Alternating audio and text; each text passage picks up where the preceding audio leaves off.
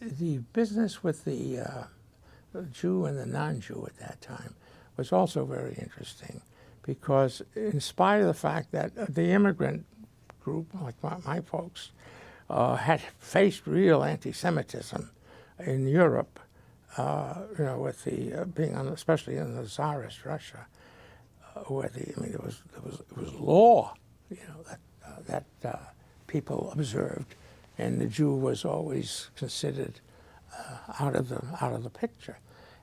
And so that some of these immigrants came with such feelings about Goyim that it was like every non-Jew was an enemy.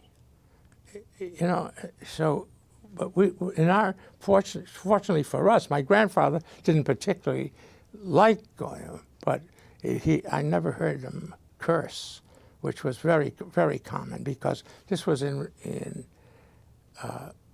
the answer to what they were facing all the time. Like one of the expressions that I heard my father never said this, but I remember my grandfather saying, "A goy is a shicker."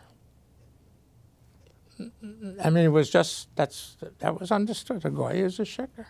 See, and it was just in retaliation for what he probably was called that same day,